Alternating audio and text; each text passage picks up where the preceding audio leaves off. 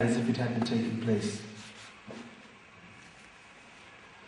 But then, along the way, something happened that I couldn't ignore.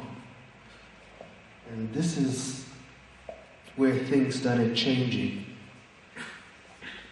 One day I come down from my hotel room to eat. In front of me is a plate of pasta.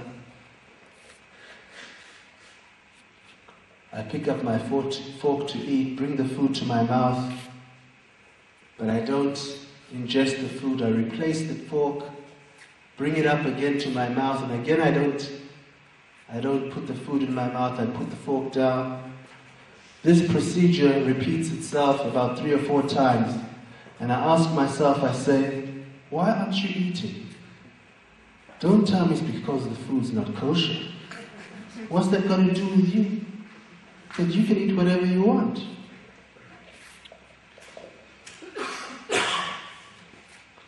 But nonetheless, something was bothering me. And I didn't know what it was. And then I thought back to the days when I was in Johannesburg. That there was a certain day when my Jewish friends wouldn't eat anything the whole day. They'd just wait until after nightfall, and then they'd go up to Yeovil and buy some food.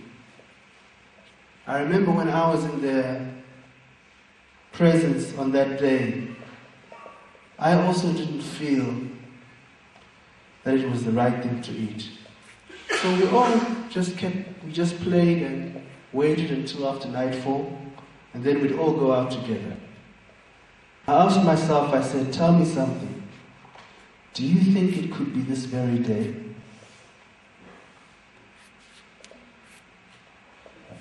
Again, another expression popped into my head. Nicht gestorben, nicht gefreut.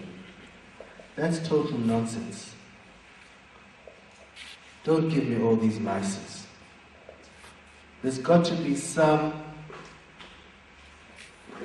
reasonable, something which makes sense, something which is logical that's happening to you here. And I said, look, I'm not prepared to indulge in speculation. So rather, let's just leave the whole thing and push it aside like it never happened. But then I thought, just a second, when did you actually leave Israel to come to Rome? And I realized that it was shortly after Rosh Hashanah. I said, indeed.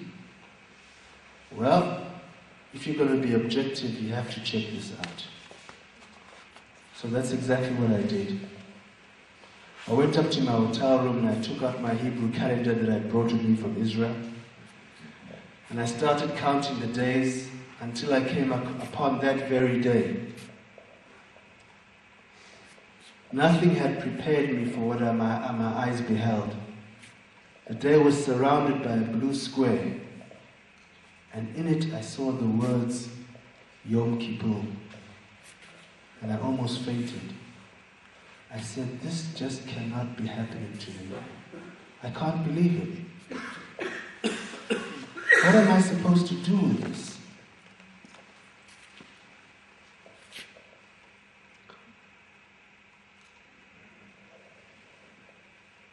I then said, look, I'm going to the nearest shul I can find.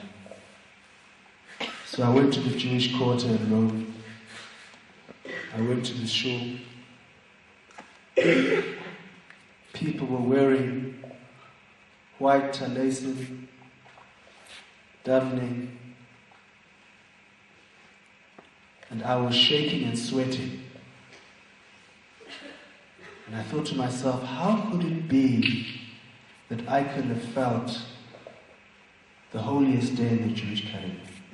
What possible explanation, logical explanation, can there be for this? After the services, I went outside and I made what we call a cheshbon nefesh, a spiritual accounting. I said, look,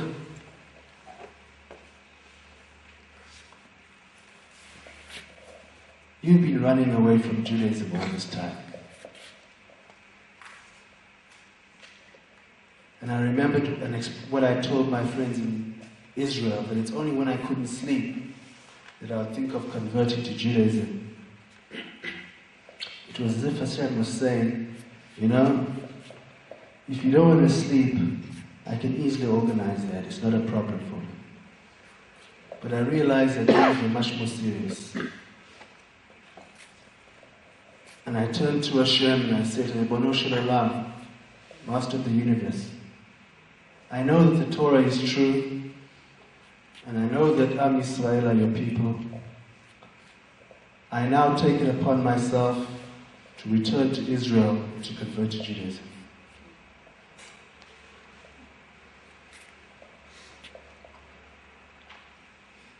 As soon as that crossed my mind, I thought, what? You're going to leave your whole life behind you and convert to Judaism? You're going to become a ger, convert to Judaism? I said, but look at the ger in the Torah. He's always one of the miskenim. They put him together with the orphan and the widow. I said, but you are choosing to be one of these people. How can you possibly do such a thing? And then I thought of Avraham Avinu, and I said, this is where I need to use Mesirut Nefesh if I'm going to achieve what I want. I said, look, I'm going now.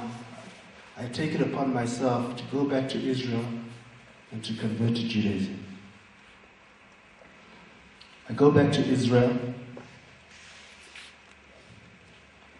On this I'd like to say a few words. I go through a conversion course, and I appear before the rabbinical judges in the Beit Din in Yerushalayim.